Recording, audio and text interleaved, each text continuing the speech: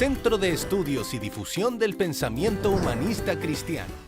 Lo que nos reúne hoy es el primer encuentro de nuestro ciclo de conversatorios que esperamos se extiendan por mucho tiempo. El tema de hoy consiste en los núcleos doctrinales del humanismo cristiano y estará a cargo del profesor Juan Irarrázaval, a quien aprovecho de dar la bienvenida y un caluroso saludo. Muchas gracias, Felipe, por tus palabras y de bienvenida. Y me gustaría decir antes de partir que estoy muy contento y entusiasmado por asumir este desafío. Espero estar a la altura de las tareas que enfrentemos y ciertamente mi compromiso es dar lo mejor de mí para que lleguemos a buen puerto en la ejecución de nuestro programa de actividades. Por favor, como secretario ejecutivo de esta corporación, considérenme un servidor y alguien que siempre estará dispuesto a colaborar en hacer de nuestra comunidad un espacio de respeto por la persona humana, el Estado de Derecho, la paz, los derechos humanos, en fin, los valores que fundamentan una democracia. Creo que esto se logra a través del diálogo sin fatiga, del diálogo siempre, del diálogo hasta que duela, parafraseando al padre Hurtado. Y creo que esta es una buena oportunidad para decir que lo que me incentiva a estar aquí hoy es la capacidad que el diálogo tiene de crear comunidades sobre la base del intercambio de ideas y así poder encontrarnos para entendernos, para encontrar soluciones a los problemas, para identificarlos y ofrecer respuestas que estén aterrizadas a la realidad. Nuestra tarea como corporación es contribuir a ese diálogo entre personas de diversas generaciones, creencias, preferencias, trayectorias. Y de este modo, lo más obvio es partir identificando desde cuál posición queremos participar en ese diálogo. Por eso, esta primera sesión trata de los núcleos doctrinales del humanismo cristiano. Y el profesor Juan Irarrázaval Covarrubias es la persona idónea para liderar esa conversación. Investigador de la Asociación Iberoamericana de Sociología de las Organizaciones y Comunicaciones, el profesor Irarrázaval posee un doctorado en filosofía por la Universidad de Navarra, que obtuvo a partir de una tesis doctoral en sociología contemporánea, un doctorado en Derecho por la Universidad de los Andes. Su tesis doctoral en ese trabajo fue sobre la integración latinoamericana. Posee también un Master of Arts en Política por la Universidad de Princeton. Y el profesor Irarrázaval se ha desempeñado como abogado y socio del estudio jurídico Felipe Irarrázaval, entre 1978 y 2018. Además, ha sido profesor de cursos en Política Económica Latinoamericana, Derecho Económico y Política Comparada en la Facultad de Derecho y en el Instituto de Ciencia Política de la Universidad Católica de Chile. Es autor del libro Latin American Integration and Rule of Law, publicado en Alemania por Regensburg University Press, además de diversos documentos de trabajo sobre transición democrática, publicados en revistas y libros colectivos del Centro de Estudios del Desarrollo, el Instituto de Estudios Internacionales, el Centro de Estudios Públicos y la Facultad Latinoamericana de Ciencias Sociales. Al finalizar la presentación, daremos espacio para formular preguntas a asistentes a esta sesión de Zoom y entablar una conversación sobre la base de la ponencia de hoy. Podrán hacerlo o bien a través del chat que está habilitado o bien pidiendo la palabra una vez que la ponencia acabe. Invito también a nuestra audiencia en YouTube a interactuar con nosotros dejándonos sus comentarios. Profesor Irarrázaval, la palabra es suya. Queridos miembros de esta comunidad y participantes en este Zoom. La hipótesis que quiero formular en este primer conversatorio es triple. Primero, que el humanismo cristiano es integral, tiene un núcleo fundamental en la filosofía, formulada a mediados del siglo XX por Jacques Maritain y continuada por otros intelectuales. Segundo, que el humanismo integral es comunitario. Su ética social es el bien común con dignidad humana, apoyado por la solidaridad y la libertad social. Esta ética social, pienso, puede ser aplicada científicamente, no solo ideológicamente, científicamente, en la economía, en el derecho, en la política, en la sociedad civil, en el sistema cultural y en las comunicaciones. Este es un desafío, esta es la segunda hipótesis, es un desafío que se está enfrentando con más fuerza ahora a partir del cambio de milenio. Para tener éxito, sí, hay que tener un itinerario con rigor científico, con una ontología realista, con pluralismo metodológico y con una evaluación racional de las proposiciones. Tercero, que el humanismo integral es personalista, que tiene un núcleo antropológico de crecimiento personal y relacional para todos, no para algunos, para todos. Las ideas y proposiciones del humanismo integral tienen, yo creo, la fuerza y la potencialidad de servir como guías para la acción social y política de las personas y para los sujetos colectivos también.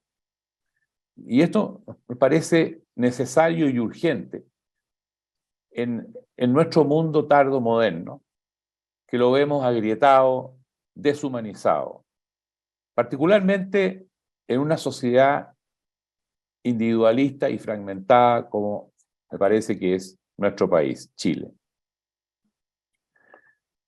Para conversar sobre estos tres núcleos de la hipótesis, podemos seguir un camino común, donde vayamos develando en el tiempo histórico contemporáneo, desde mediados del siglo XX en adelante, estos tres núcleos principales. El primero, la filosofía del humanismo integral, o sea, material y espiritual. Hasta cerca de mediados del siglo, más o menos hacia mediados del siglo XX, un elenco de intelectuales intentó revitalizar la cultura occidental a partir de sus raíces humanistas cristianas. Son los tiempos cuando los aliados logran tomar el timón de la Segunda Guerra Mundial y luego se enfrentan a la tarea de reconstruir Europa, sus democracias, donde convenía dedicar esfuerzos para pensar, escribir, enseñar, publicar y conversar acerca de la encrucijada que planteaba el estado en que se hallaba el mundo.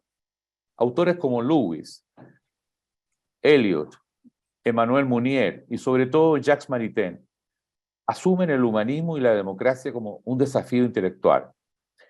Entre ellos, Mounier desarrolla el personalismo cristiano, mientras que Maritain rescató el humanismo integral como un modo de entender a la persona humana no solo en los vínculos con sus semejantes, de modo horizontal y antropocéntrico, sino que también en las relaciones con lo trascendental y con la naturaleza, donde el núcleo esencial de lo espiritual está personalizado y concentrado en lo siguiente: en el dar, en el amor,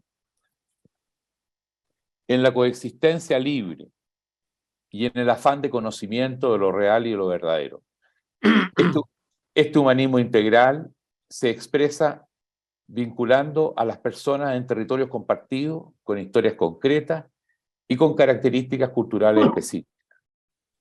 Maritain recoge el pensamiento de Aristóteles, para quien no proponer al hombre sino lo humano, solo lo humano, es traicionar al hombre y querer su desgracia, porque dice Aristóteles, en la parte principal de sí mismo, que es el espíritu, el hombre está llamado a algo mejor que una vida puramente humana. Según Maritain, el gran saber precristiano como el de Aristóteles, así como también el saber racionalista, no pueden ser excluidos de la tradición humanista, pero tampoco sería posible definir el humanismo con exclusión de toda ordenación a lo espiritual. Para Maritain, el humanismo tiene esencialmente tiende necesariamente al crecimiento de todo, al crecimiento de todos los hombres como personas, al hacer al hombre más verdaderamente humano, a manifestar su grandeza original contenida en este núcleo espiritual esencial, haciéndolo participar en todo cuanto pueda enriquecerlo en la naturaleza y en la historia. Requiere al mismo tiempo que el hombre desarrolle las virtualidades contenidas en su persona, sus fuerzas creadoras y la vida de la razón y el espíritu, y mucho trabajo para convertir las fuerzas del mundo físico en instrumentos de su libertad. Maritain critica el humanismo antropocéntrico. Para él, la dialéctica del humanismo antropocéntrico, desde la modernidad en adelante, incluyendo tanto el racionalismo como la crítica al mismo, habría conducido a encontrarnos en presencia de dos posiciones puras: el, entre comillas, humanismo horizontal, centrado principalmente en las condiciones materiales de existencia humana, y el humanismo integral que propicia él. Para Maritain hay que cambiar el falso modelo del hombre individualista.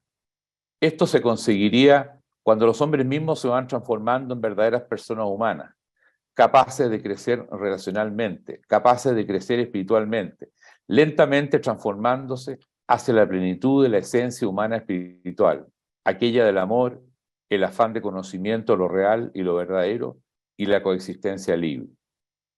Esta transformación integral debería bajar un poco, alcanzar las estructuras, bajar de los principios generales y alcanzar las estructuras de la vida social: la economía, la política, la sociedad civil y las comunicaciones.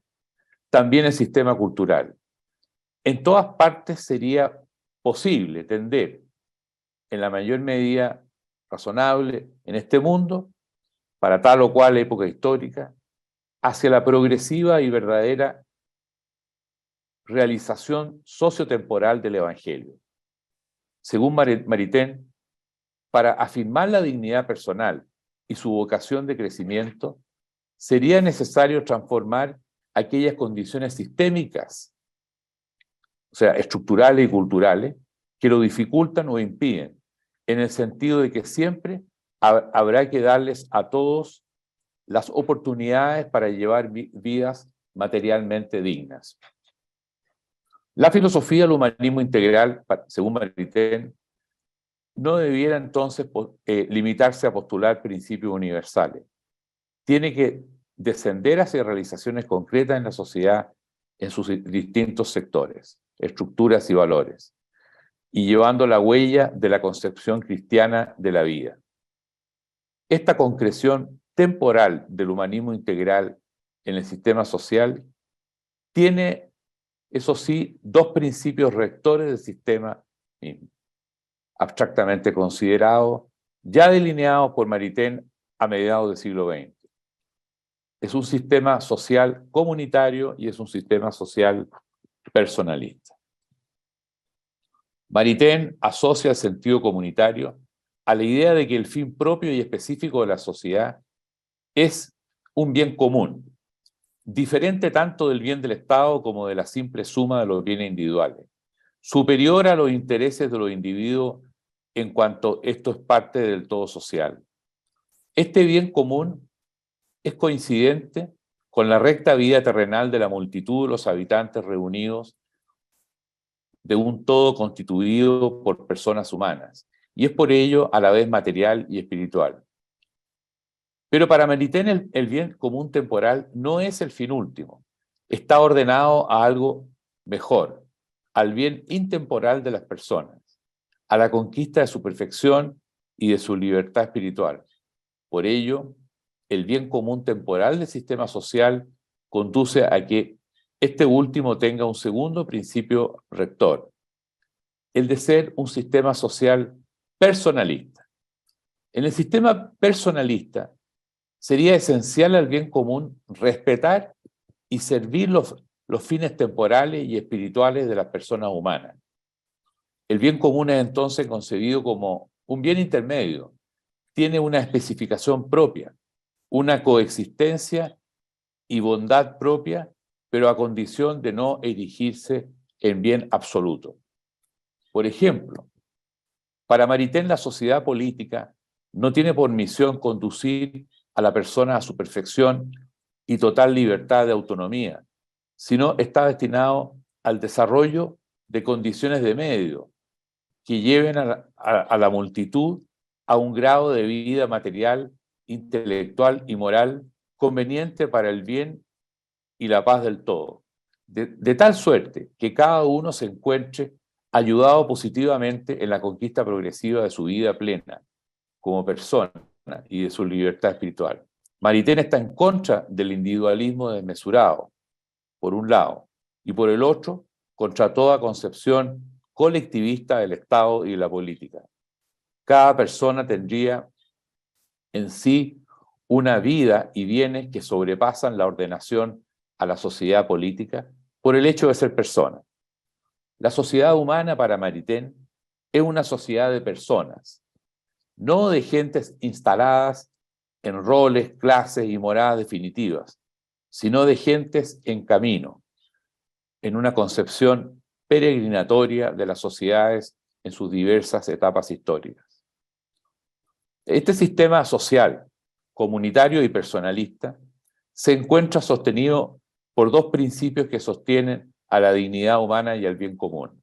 Por un lado, el principio de solidaridad o corresponsabilidad, marcado por el espíritu de fraternidad social.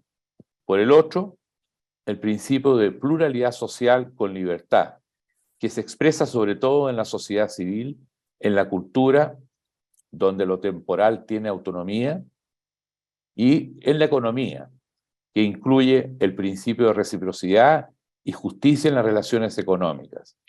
La solidaridad y la libertad social con pluralismo necesitan cooperar en vez de enfrentarse para alcanzar el bien común. El humanismo integral, en palabras de Maritain, rechaza tanto el economicismo como el politicismo, o sea, la invasión de todo el sistema social por la economía, por un lado, o por la política, por el otro. En cambio, promueve la integración sistémica entre sociedad civil, economía y política, y la integración social en una comunidad fraterna. Jacques Maritain se retiró del trabajo filosófico activo en 1960, cuando luego de fallecer su esposa Raiza, también filósofa y compañera en su búsqueda intelectual, oriunda de Mariupol, a propósito de territorio ucraniano hoy invadido por Rusia, se une Maritain el año 60 a una comunidad contemplativa de Hermanitos de Jesús en Toulouse, Francia.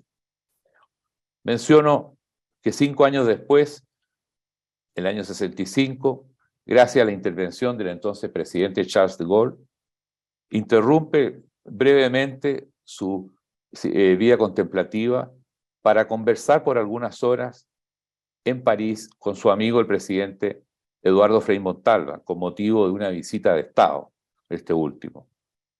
Luego también, este mismo año, suspende su vida contemplativa a ser invitado a Roma por otro amigo y traductor de 4 de sus libros, el entonces Papa Pablo VI, hoy San Pablo VI, de cuyas manos Maritain recibirá en Roma el mensaje de los padres conciliares.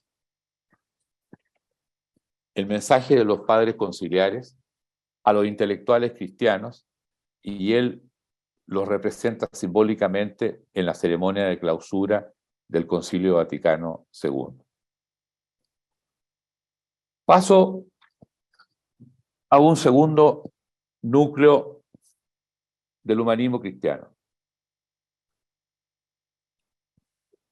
el humanismo integral. Algo que el segundo núcleo del sentido comunitario que han desarrollado en estos últimos 30 años diversas personas, investigadores, referentes de las ciencias sociales, sobre cuáles serían los sistemas estructurales y culturales que mejor puedan acoger esta ética social del bien común con dignidad humana. En realidad, durante la segunda mitad del siglo XX, pese al optimismo post-Segunda Guerra Mundial, ocurre un proceso progresivo de deshumanización en muchas sociedades occidentales, y este proceso de deshumanización de las sociedades se fue reflejando también en las ciencias sociales. Se fue reflejando en la ciencia con la exclusión de la conceptualización de la persona y de las capacidades sociales de las personas dentro de las corrientes dominantes en las ciencias sociales. Esto ocurre, por ejemplo, en economía con el neoliberalismo, o con el populismo radical, o con la planificación centralizada, con sendos fracasos que se sostiene en la ciencia económica. Ocurre en el derecho con el neopositivismo, ocurre en la politología con un realismo de poder creciente, acompañado de empirismo, encuestología y oportunismo, y en sociología con una oscilación entre individualismo y colectivismo metodológico, con ensayos postmodernistas poco trabajados, de sociedades líquidas, de sociedades de riesgo social, de sociedades desbocadas, o de sociedades en red, o con sistemas de comunicaciones indiferentes a la interacción humana. Hacia fines de los años 90, en respuesta a lo anterior, cerca del año 2000, empiezan a surgir en Estados Unidos, Norteamérica, como también en Australia, en Europa y en América Latina, una serie de corrientes interdisciplinares de sociólogos, economistas, juristas, politólogos, que están procurando humanizar las ciencias sociales, abriendo espacio a los valores personales y sociales, también a la trascendencia, más allá de los individualismos y los colectivismos estructuralistas. Estos rechazan la visión empirista y neopositivista predominante y además postulan transformaciones en la sociedad, en el sistema social, orientadas hacia el bien común con dignidad humana. Esta rehumanización científico-social, que es realista y que es crítica, propone una reconstrucción ontológica de la ciencia social. Afirma, en primer lugar, que existe un estado de la realidad que es lo que es, independiente de cómo lo veamos.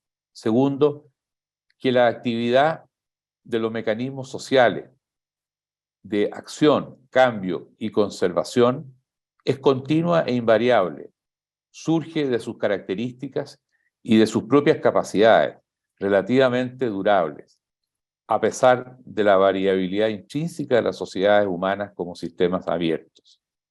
Y en tercer lugar, sostiene que la realidad social se encuentra estratificada, que no es solo superficial, donde se pueda fusionar los tres niveles de la realidad, lo real, lo actual y lo empírico, en un solo nivel, sino que es profunda y es necesario indagar acerca de las condiciones estructurales bajo las cuales la experiencia de la acción humana es posible. Distingue categóricamente entre las personas, la estructura, la economía, la política, la sociedad civil, y la cultura de una sociedad. El carácter de propiedades emergentes de las formas sociales, movidas o mantenidas por la acción humana, implica, sin embargo, puntos de contacto entre personas, estructura y cultura. Pero las vinculaciones existen en función de los sistemas de mediación, de la reflexividad y acción de las personas humanas y de sus sujetos colectivos.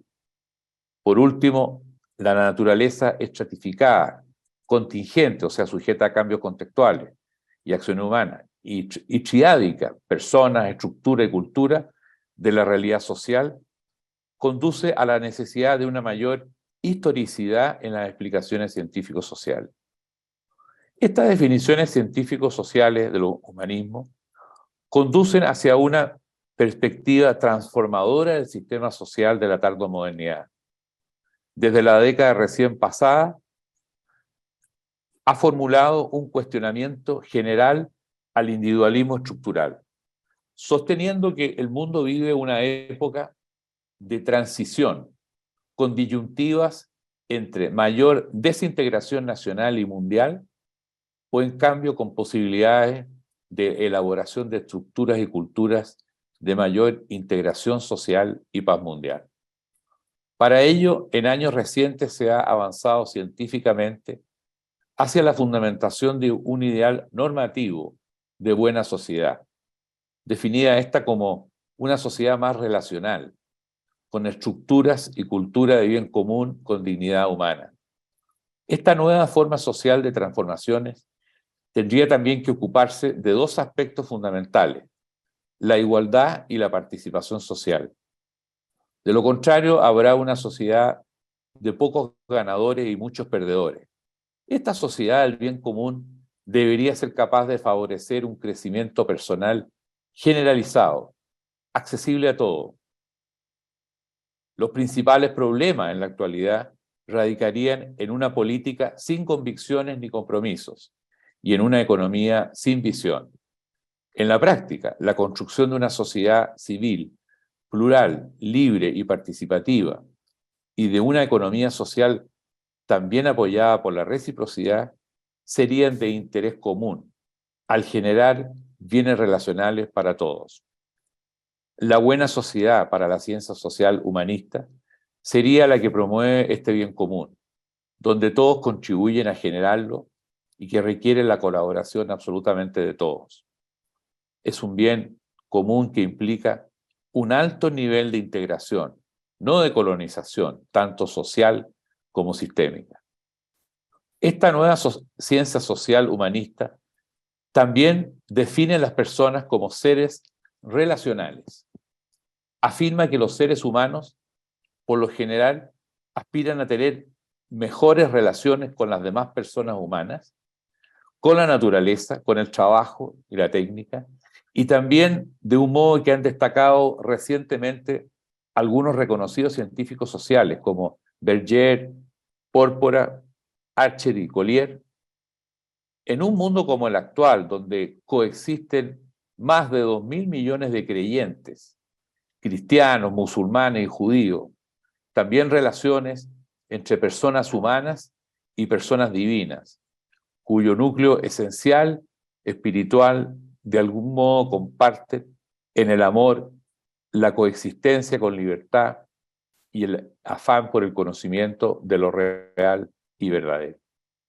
Las nuevas tendencias de rehumanización de las ciencias sociales incluyen a cientos de intelectuales de las más diversas universidades del mundo y con tendencias políticas a veces diversas, pero con puntos en común donde tienden a incorporar aspectos valóricos, los valores de dignidad humana y bien común en sus investigaciones y publicaciones, como una forma de contribuir a un mayor progreso social para el resto de este siglo XX.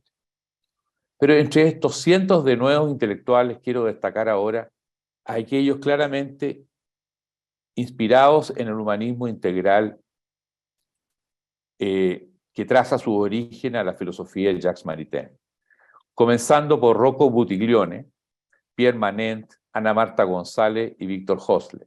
También a economistas como el expresidente del Banco Central Europeo y hasta hace poco jefe de gobierno de Italia, Mario Draghi, a Dani Rodrik, que es el líder del Project Syndicate, de economistas críticos, principalmente norteamericanos, también europeos, a Stefano Samagni, profesor emérito de la Universidad de Bolonia, a Joseph Stiglitz, Premio Nobel de Economía, y a Jeffrey Sachs, director del Proyecto de Desarrollo Sustentable de Naciones Unidas y la Universidad de Columbia.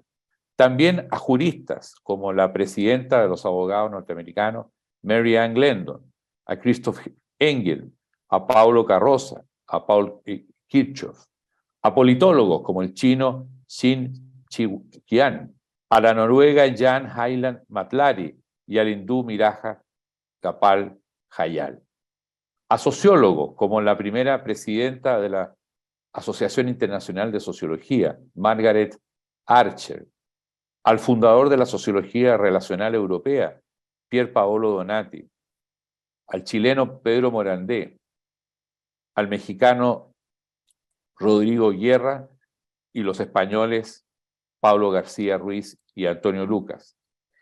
Y científicos de la comunicación social también, como el español José Antonio Ruiz, que es el director de la Asociación Iberoamericana de Sociología de las Organizaciones y Comunicaciones, con la cual he estado vinculado. Los trabajos colectivos interdisciplinarios de los humanistas integrales antes nombrados, en torno a sistemas sociales y culturales de bien común con dignidad humana, hasta ahora han incluido temas como los siguientes: desigualdades sociales, el futuro del trabajo humano, el pleno empleo, realidades y responsabilidades de la democracia política, desafíos de la globalización post-1990, la solidaridad intergeneracional, la solidaridad con la niñez y con la juventud, conceptualizaciones alternativas de la persona humana en las ciencias sociales, justicia en las relaciones internacionales, la promoción del bien común y sus principios coadyuvantes, los derechos humanos, las crisis financieras y sociales en la economía global, pluralismo y libertades religiosas, la sustentabilidad medioambiental, la paz y el orden jurídico internacional, la sociedad participativa con integración social, el tema de los estados, naciones y nacionalismos, los medios de comunicación y las redes sociales, el crecimiento económico y el desarrollo y el desarrollo humano integral. En sus trabajos, el humanismo integral científico ha recomendado hacer lo posible por evitar una conceptualización excesivamente imaginativa y externa del bien común, distanciada de las diferentes categorías y subsistemas sociales, en particular de la economía, la política, el derecho, la vida social o las comunicaciones, o del mundo de la cultura y el espíritu. Siguiendo una orientación comunitaria, sostiene que resulta clave procurar bienes comunes en el interior y entre tales subsistemas estructurales y culturales de las sociedades, especialmente en las diferentes instituciones, organizaciones y comunidades situadas al nivel medio o más próximo a las personas. Asimismo, en la relación entre tales subsistemas sociales, conviene o convendría que exista una articulación solidaria de cada uno con todos los demás, y también una voluntad de ayuda o subsidio recíproco entre las unidades sociales para que cuando así lo requieran puedan cumplir su objetivo. El planteamiento de este nuevo humanismo científico integral incluye, como señala Dani Rodrik, una mayor complementariedad entre la estructura de la economía global y el desarrollo autónomo de las economías nacionales. Y también incluye abrir paso a esquemas de integración regional que sean compatibles con la economía abierta. En las estructuras de las economías de bien común de cada país, el mercado, como sostiene Samagni y Mario Draghi, debería generar más valor permanente, mayor crecimiento y empleo sustentable en el tiempo y asequible a todos, mediante la inversión, la innovación productiva y el bienestar social. La estructura económica, como sostiene Jeffrey Sachs, tendría que ocuparse más y mejor de la relación con el medio ambiente, respetando los límites sobre cambio climático, acidificación de los océanos, protección de la capa de ozono, contaminación química del aire, uso moderado de tierras naturales y bosques para producciones y urbanizaciones, biodiversidad y carga de combustible en el aire. También en las economías de mercado, la estructura de bien común con dignidad humana exigiría ocuparse más de la humanización de las relaciones de trabajo. Esto incluye adaptar las nuevas tecnologías de la tercera y cuarta revolución industrial. Sí, adoptarlas y adaptarlas, que conllevan riesgos, pero también oportunidades para los trabajadores. También complementar el trabajo con el capital en función del principio central de dignidad humana, priorizando el trabajo sobre el capital, reconociendo la subjetividad de aquel, generando como dice Archer, niveles de clase media en los empleos, salarios y demás condiciones laborales. Asimismo, evaluando siempre la posibilidad de implementar sistemas de codeterminación laboral y de participación en las utilidades y en el capital social. Por último, la estructura de bien común con dignidad humana en las economías de mercado exigiría, como señala Joseph Stiglitz, ocuparse más y mejor de la distribución de los beneficios económicos, incluyendo sistemas de distribución y redistribución de ingresos y de acceso universal a buenos servicios de bienestar sanitario, educacional y previsional.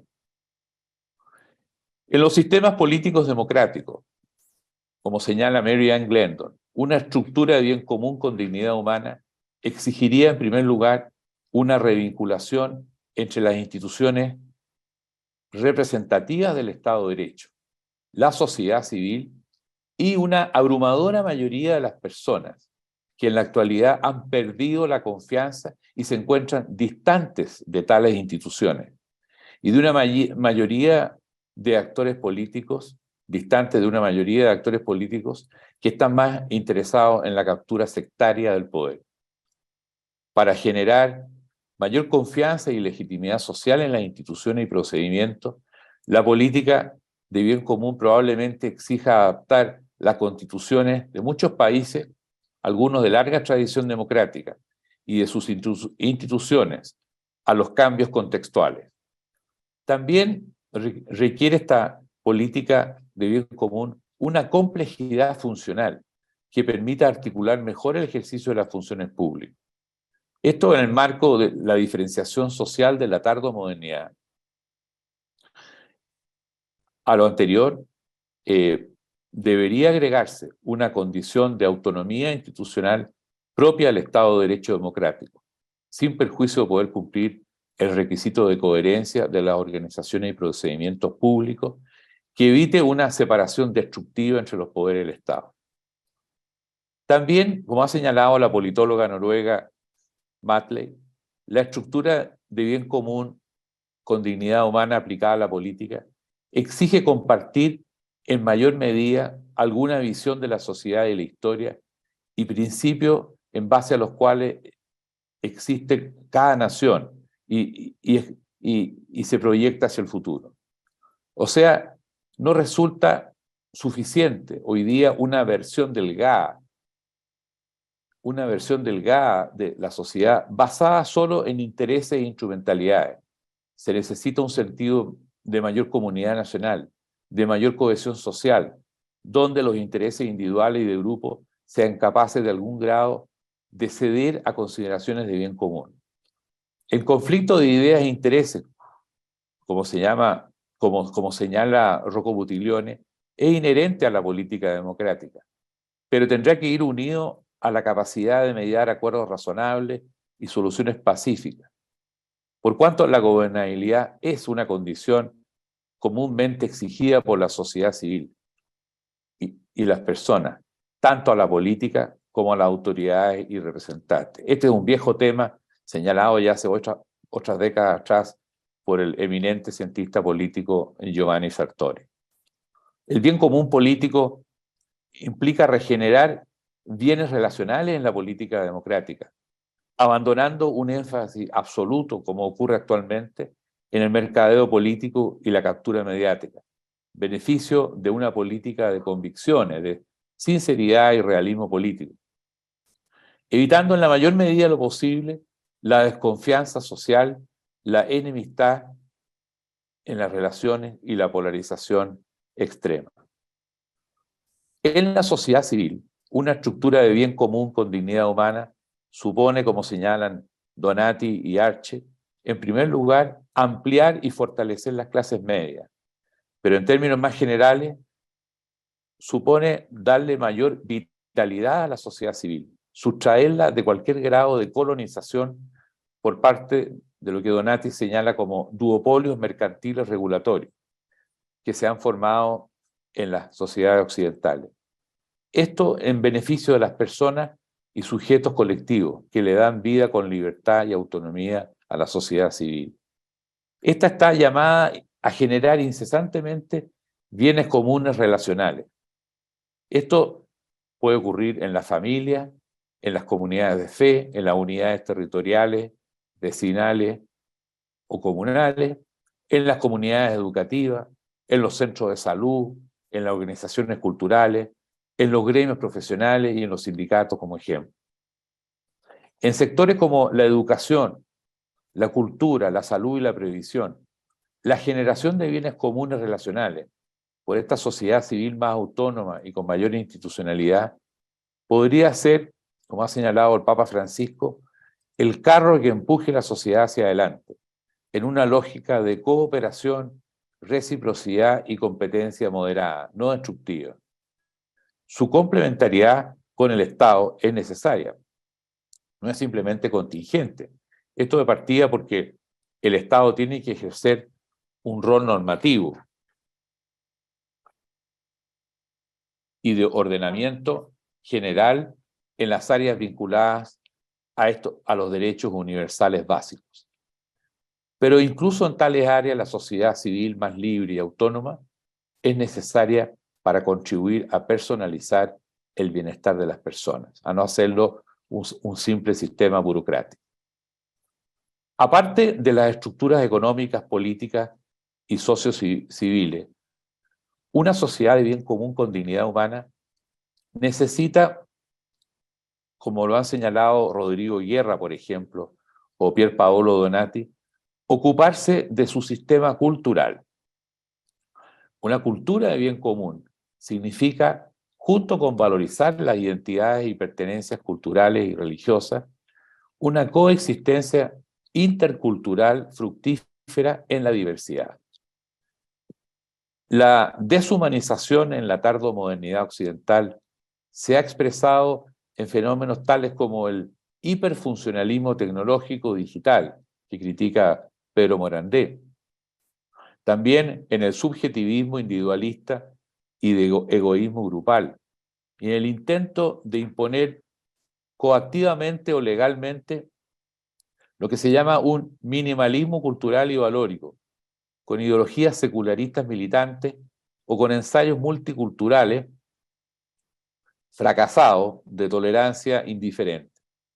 Estos fenómenos han generado consecuencias negativas para la vida social, fomentando la indiferencia y restringiendo el conocimiento sobre las personas y realidades sociales. Tampoco ha servido para prevenir, moderar o impedir la creciente guerra cultural y valórica que ha emergido en el interior de muchas sociedades occidentales. En cambio, como alternativa, una cultura del bien común exige valorizar las identidades culturales de creencias y de valores. El mundo común, referido por Hannah Arendt, que no solo condiciona y sirve de guía a las personas, sino que también es condición para que cada persona pueda desplegar su propia existencia y libertad. En vez de la falsa disyuntiva entre guerra cultural y valórica, o minimalismo o represión cultural y valórica, la cultura del bien común supone una transformación humanista que favorezca la racionalidad intercultural. La racionalidad intercultural está basada en una lógica relacional positiva, donde se procura vincular lo que es diverso, favoreciendo la especificidad de cada cultura y conjunto de creencias en el espacio público intermedio que existe entre ellas, un mundo común, con libertad para quienes lo comparten, con reconocimiento del principio de libertad de las personas como seres humanos. Tanto la reflexividad de las personas como una nueva reflexividad colectiva pueden ser capaces de generar razones más profundas para enraizar los valores finales en un terreno común sólido, una racionalidad que es capaz de cruzar a todos los sectores culturales y aquella que deriva de la pertenencia común en la naturaleza humana, respecto de la cual las personas y grupos distinguen sus propias identidades. La racionalidad intercultural sirve para cimentar la integración social y cultural sobre razones ancladas en esta dignidad humana, en la naturaleza común de las personas, sin afectar la dignidad de éstas. Además, esta racionalidad incluiría la apertura entre las comunidades de fe y otras perspectivas humanistas, permitiendo con ello una mayor unidad relacional entre razón y fe, como la convocada por el difunto Joseph Ratzinger. El tercer y último núcleo del humanismo integral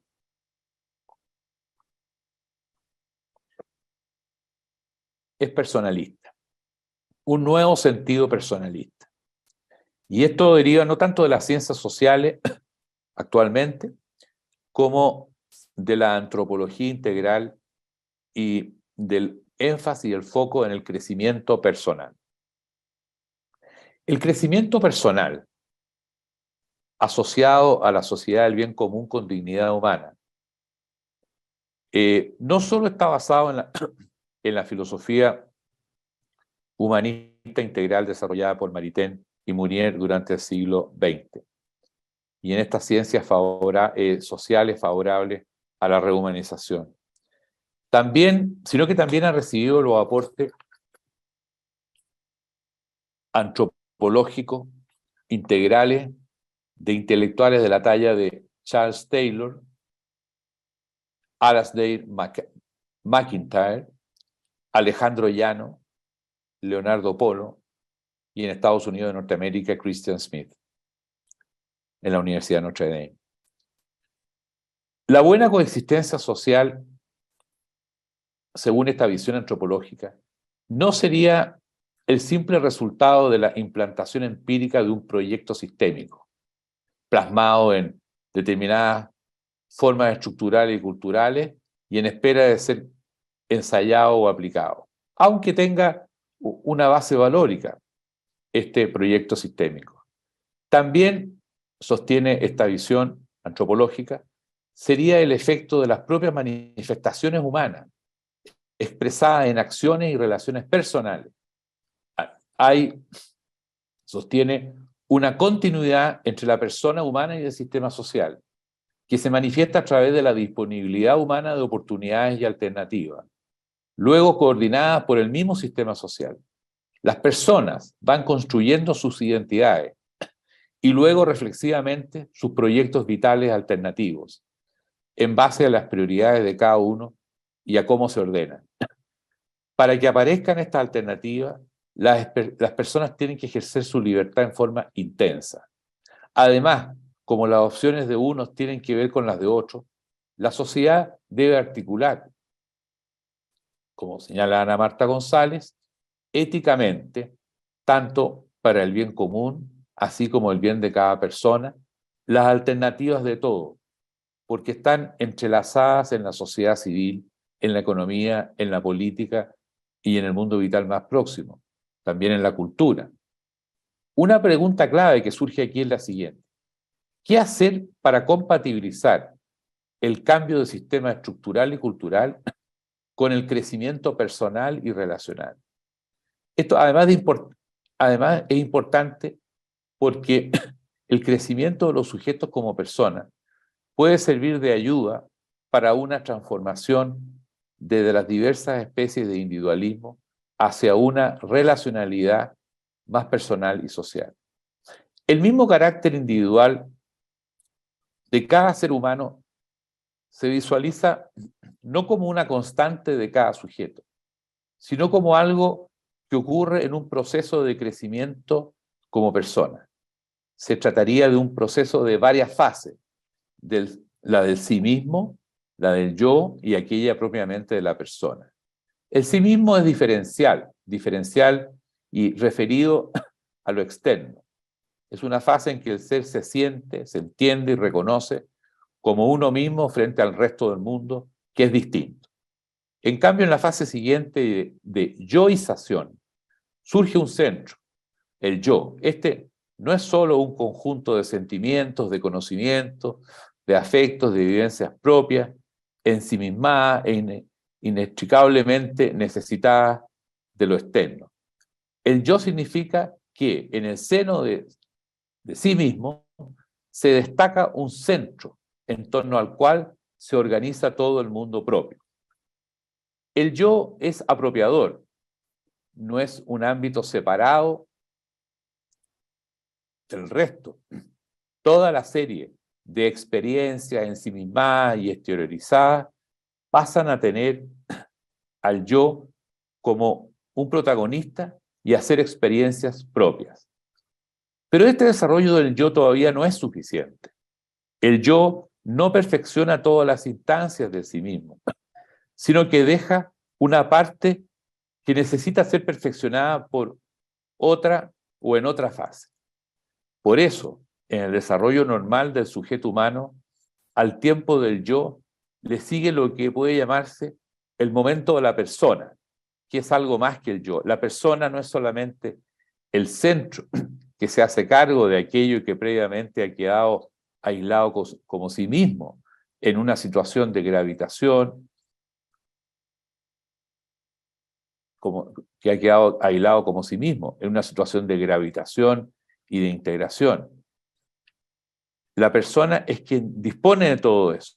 La persona no es el centro de atribución, el sujeto con propiedades, sino que la persona es el que las moviliza y es capaz de proyectarlas, de ejercitarlas, de llevar adelante una tarea de aportación, de expansión. Es la persona, en esta tercera fase, quien es capaz de un amor que comprende y se centra de un modo plural y elástico.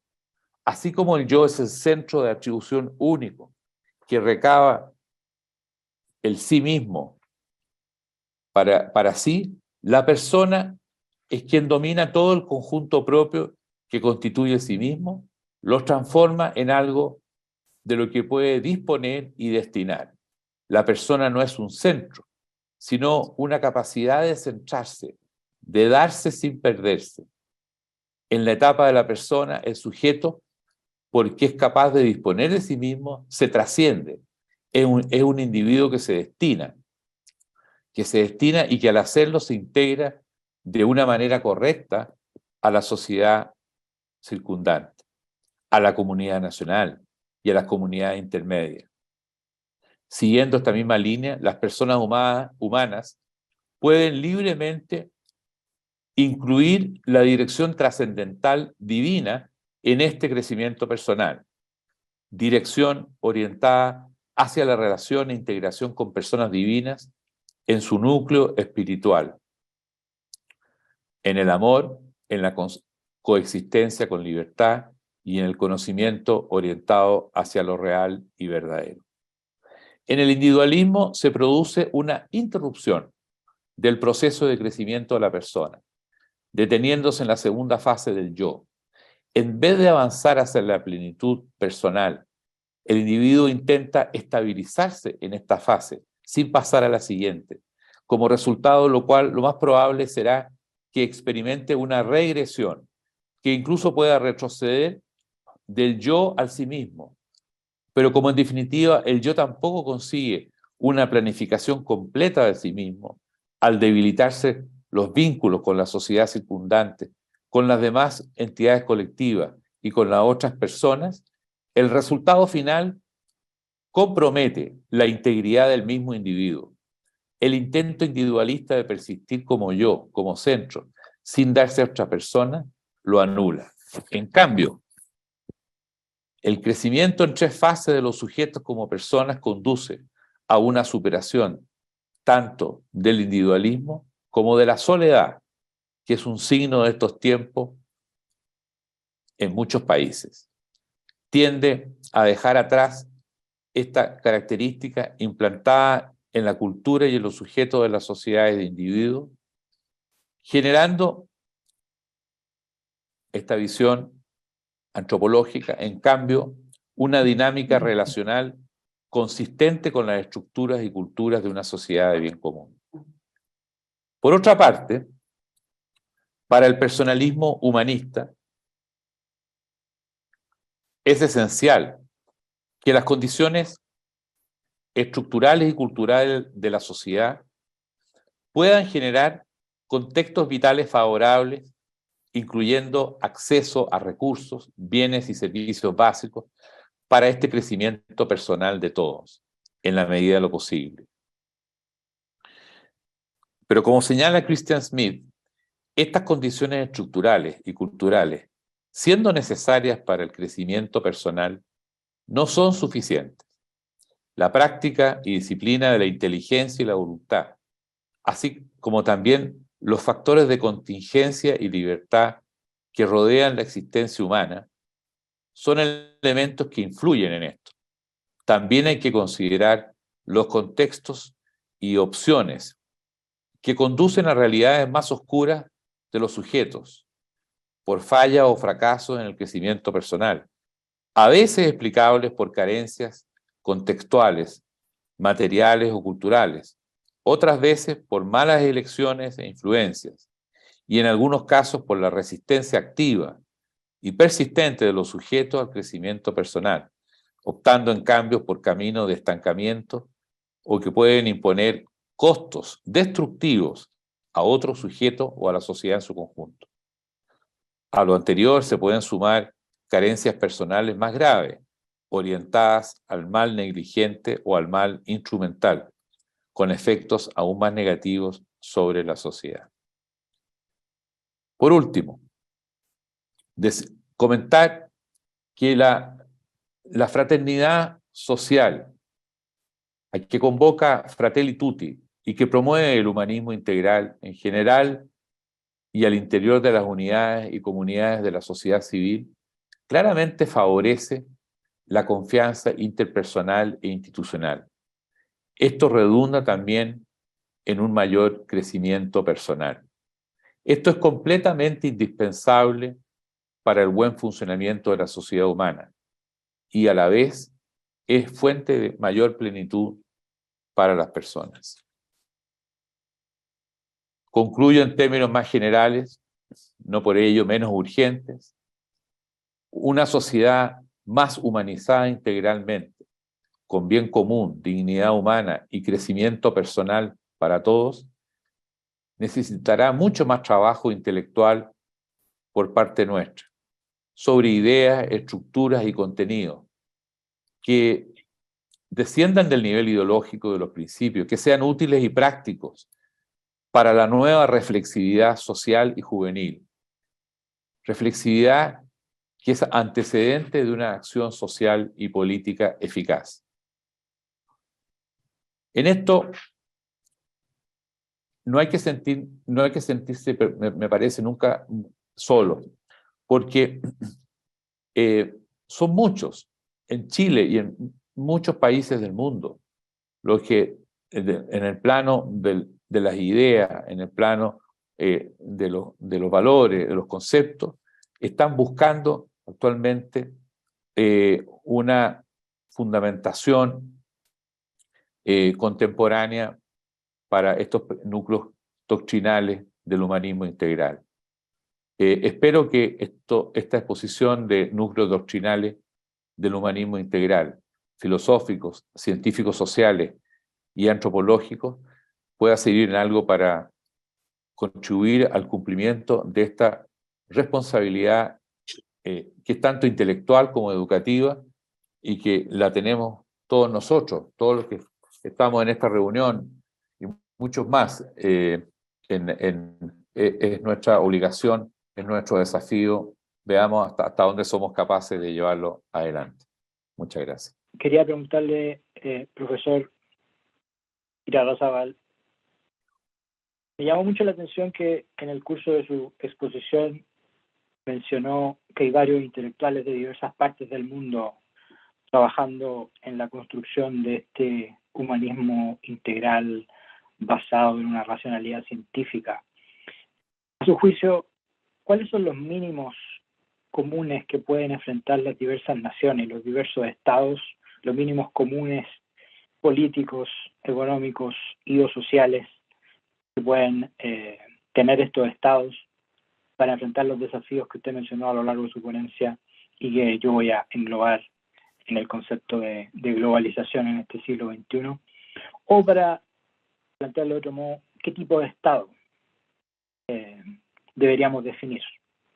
como tarea de este humanismo integral. El tipo de Estado, la democracia representativa, lo veo como un consenso general de que es la mejor estructura en nuestra cultura occidental, y yo pienso que también es algo que nuestra cultura occidental puede aportar a otras partes del mundo. Aunque hay otras regiones del mundo que viven procesos históricos que hay que saber valorar, respetar y tener cierta paciencia. O sea, no se puede, me parece, imponer por la fuerza la democracia como se intentó hacer, no sé, en Irak, Afganistán, etcétera, etcétera, porque eso me parece muy poco aceptable en la cultura actual. Pero valorando la democracia como tipo de Estado, yo me he encontrado con una apreciación bastante crítica del estado actual de la democracia occidental, y por lo tanto como una necesidad de hacer transformaciones, como en la línea de lo que mencionábamos antes, transformaciones que acerquen al Estado, los estados a la ciudadanía, básicamente. O sea, que mejoren la representatividad, mejoren la transparencia de los estados, el sentido de servicio a las personas, que sean un poco más críticos y autocríticos respecto de las bondades exactas de sus diseños constitucionales. O sea, uno no puede... o sea, no todos los problemas institucionales están resueltos en las democracias actuales. O sea, hay algo que llama muchísimo la atención, no es que le quiera dar un crédito 100% a las evaluaciones que hace la unidad de inteligencia del Economist, pero que del total de países que se definen con cierta verosimilitud como democracia, haya tan pocos, alrededor de 10, que sean definibles como democracias plenas, digamos, con todas las libertades, representatividades, participación que requieren. Bueno, y que incluso países como Estados Unidos de Norteamérica o Francia o España están en categorías de democracia defectuosa, para no decir la inmensa mayoría que se definen hoy día como democracia híbrida. Nos dice algo de que o se mejora la representatividad y la vinculación entre la sociedad civil y el Estado, o pueden venir, o sea, podemos ver procesos muy graves, digamos, de agrietamiento social y conflicto e incluso problemas de estabilidad y supervivencia democrática muy fuertes. Entonces, yo diría que la democracia es un gran valor, pero digamos, o se le inyectan principios como los del humanismo integral, por ejemplo, o sea, y deja de ser una cuestión solamente instrumental, es decir, que instrumental en el sentido de cómo alcanzar el poder, conservarlo lo más tiempo posible y aprovecharse del poder por parte de quienes consiguen ganar las elecciones. O si seguimos en esa línea, que es lo que piensa la mayoría de las poblaciones, estamos mal. Por lo tanto, lo que uno lee en los trabajos, digo, son centenares de cientistas sociales que están trabajando una variedad de temas, incluyendo este que mencionas tú. Hay necesidad de mejorar los sistemas constitucionales, mejorar las prácticas políticas, fortalecer a los partidos, como digo, generar una política con más convicciones y menos instrumentalismo. Si no, el futuro de las democracias, que un gran logro después de la Segunda Guerra Mundial, el avance de las democracias, digamos, entre el año 45 y el año, qué sé yo, 95, en 50 años, la cantidad de democracia que florece en el mundo es impresionante. Pero yo creo que los tiempos siguientes son complicados globalmente, y es por eso que el humanismo integral tiene mucho que decir. Puede decir, mire, aquí hablemos de bien común, hablemos de dignidad humana, hablemos de representatividad real, hablemos de honestidad, de que los estados no son para ser saqueados por los que consiguen el poder. Y yo creo que el mensaje democrático del humanismo integral es muy necesario, es muy urgente, y debiera ser muy bien recogido por la gente. No es un problema de ubicarse, como digamos, en el centro político, entre derecha e izquierda, sino que es un tema de ubicarse al lado de las personas, al lado de la gente. ¿Ah? Eso la lleva, eso es la tendencia mayoritaria. Creo que la exposición que nos ha hecho Juan es muy sólida y muy buena, pero quiero simplemente resaltar un aspecto. No tiene nada de abstracto. En mi opinión, el gran fracaso de la Convención Constitucional tiene que ver con lo que él nos acaba de señalar. La crisis de una concepción mínima del bien común. La tarea hoy día en Chile para la política, la tarea urgente es reconstruir lo común, eso está destruido. Y las políticas de la identidad es justamente lo contrario de lo que se requiere. Yo, junto con reiterar mis felicitaciones a Juan, les recomiendo mirar en la red las últimas 9 páginas de este libro. Está en la red, porque es absolutamente coincidente el acápite justicia y bien común y sus 4 desafíos con lo que nos acaba de exponer Juan recién. Entonces creo que sería un extraordinario complemento a lo que supongo que será un paper que en algún momento podremos leer. ¿No? Muchas gracias a todos y un gran abrazo a Juan y mi agradecimiento. Quiero resaltar que estemos aquí reunidos en esto. Y yo creo que el objetivo que nos planteaba Felipe de la corporación. Hay mucho pragmatismo, mucho empirismo, mucha contingencia, y las propuestas tienen que nacer de principios, de contenidos más profundos. Y desde ese punto de vista, la necesidad que se plantea la corporación de tener presente una reflexión sobre el humanismo cristiano, no tan solo para recordar y para repetir, sino como lo planteaba Juan, también para crear, para trabajar creando pensamiento o creando propuestas a partir de este pensamiento, me parece súper crucial. Y en eso agradecer a Juan que haya tomado esta primera parte de plantear los núcleos doctrinales, y la verdad que una verdadera agenda, lo que nos ha puesto hoy día, una verdadera agenda de desafíos temáticos, pero yo creo que nos ayuda a agendar la continuidad de la reflexión.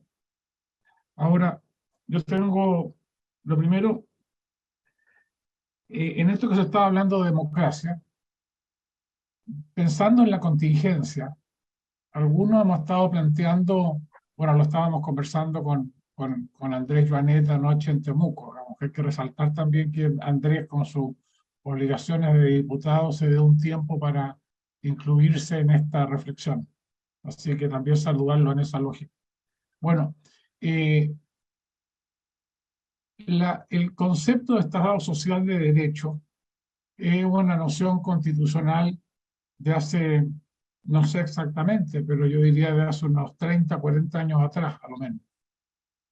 Y los desafíos que tiene hoy día la democracia y la crisis que tiene nuestra democracia, a mí me hace proponer, lo he estado planteando en algunos círculos, que el orden lógico en los términos de una base de una nueva constitución y de esta actualización, por así decirlo, que invita a Juan, que hay que hacer en las distintas constituciones, porque nuestra reflexión no es solamente nacional.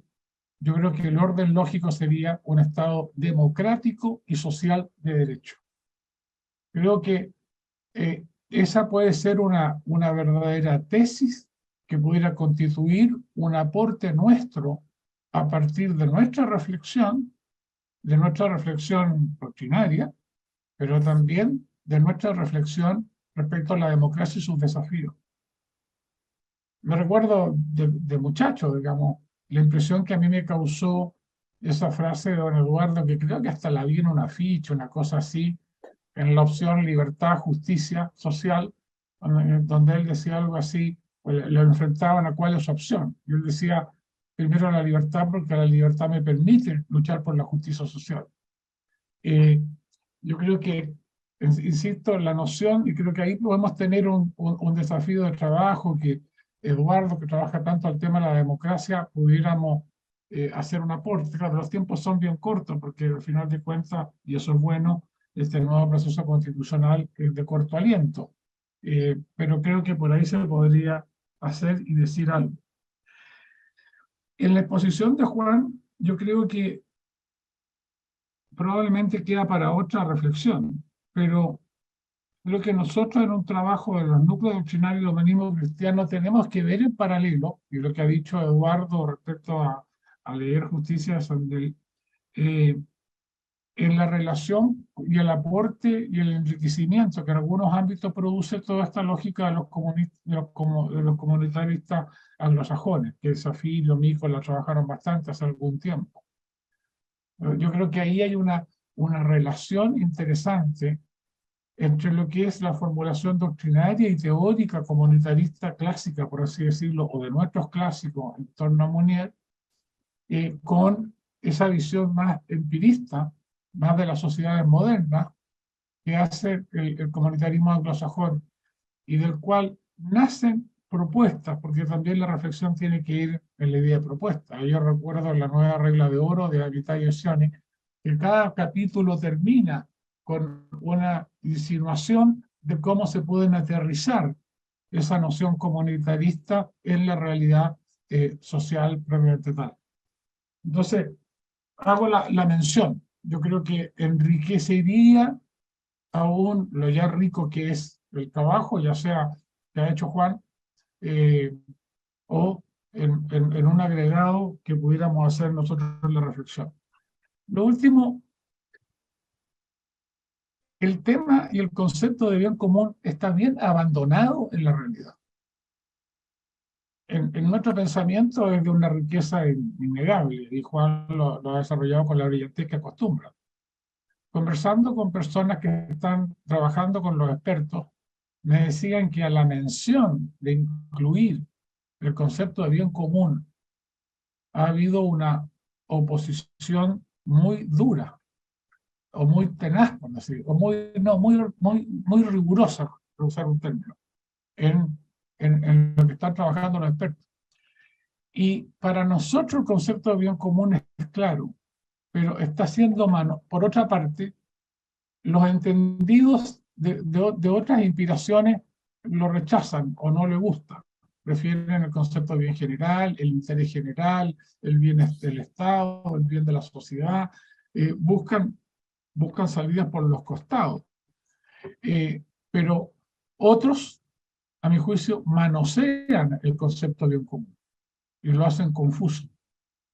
Entonces creo que dentro de nuestro trabajo, por todo lo que señalaba Juan, la importancia que tiene persona, bien común, comunidad, creo que el tema de bien común es un tema que nosotros debiéramos también tomar y recolocar en la conversación y en la reflexión y en la propuesta.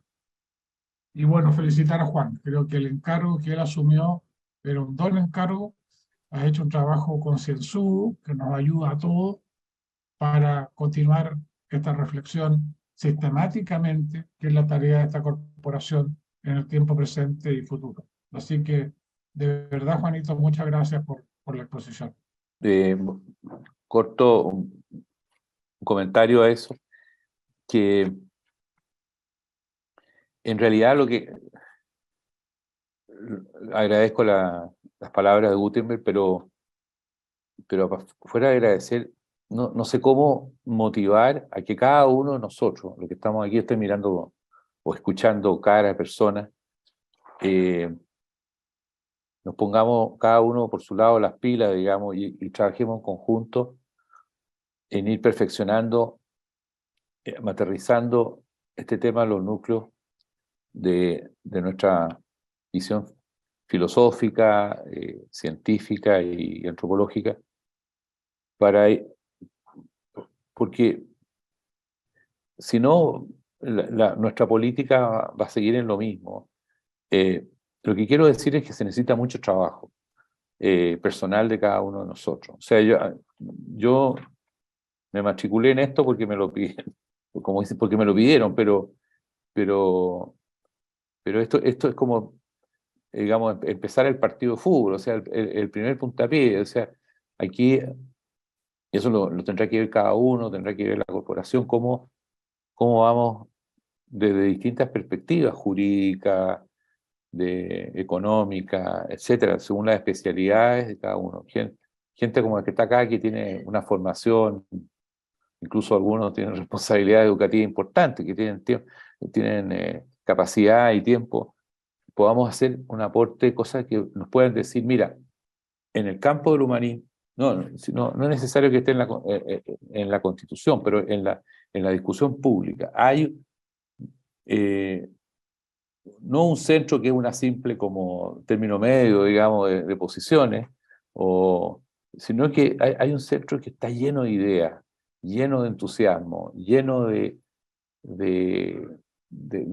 fuerza, y que es capaz aunque no salga en la Constitución, de explicitar y desarrollar una mejor idea de la dignidad humana del bien común, pero sobre todo que es capaz de aterrizarlo, porque la crítica que hay es que muchos solemos a veces mencionar principios, pero que no. ¿Cómo podemos esto concretarlo en proposiciones prácticas para la economía, para la política, etcétera, etcétera? O sea, esto es una carga muy grande y yo pienso que hay que asumirla entre decenas de personas por lo menos en Chile, y además trabajar en el mundo, como dicen, globalizado. Bueno, quizás globalizarnos un poco en esto. Hay asociaciones internacionales de la región, en España, con los anglosajones, que están buscando lo mismo, están buscando lo mismo, tienen problemas no iguales, pero parecidos en sus países. Y ahora se puede trabajar de muchas formas, digamos, en conjunto. Vamos generando o participando en una corriente global que busque traer el humanismo integral a nuestras sociedades, porque es una necesidad para revincular a las sociedades que están fragmentadas, para revincular la política a la sociedad, etc. Es urgente, es una llamada, es una obligación moral, me parece. Pero bueno, en fin, hay muchos temas vinculados a esto, que me imagino que serán materia de otros conversatorios, de publicaciones, pero el llamado es como empezar un partido, pero no solamente empezarlo, y que cada uno asumemos y participemos como actores, como jugadores. Quería agradecerle a Juan nuevamente por traernos y renovarnos de la doctrina del humanismo integral, y también agradecer nuevamente, como una vez te lo dije, agradecer tu voz. Qué agradable escuchar tu profunda voz, Juan. Así que eso, nada más que agradecerte por esta instancia, por este momento. A mí me agrada porque yo no tengo tanto esta práctica de haber leído tanto este tipo de doctrina, sin embargo, me surge el interés después de esto, así que agradecerte nada más, Juan. Eso, muchas gracias. A ti. Le doy las gracias a todos quienes nos acompañaron en esta sesión de Zoom y también en la transmisión a través de YouTube, y los voy a dejar invitados para que, como dijo Pilar en el chat, se conecten o se inscriban en nuestro círculo de lectura en la próxima sesión, que está fijada para el 13 de abril. 13 de abril, que va a versar sobre el libro del filósofo y jurista italiano Alessandro Paserin de Entreves, el libro La noción del Estado. Vamos a estar reuniéndonos para analizar ese libro. Y, por cierto, les ruego, síganos en redes sociales como Corporación Humanismo y Democracia, y bueno, espero que lo hayan disfrutado y hasta la próxima. Centro de Estudios y Difusión del Pensamiento Humanista Cristiano.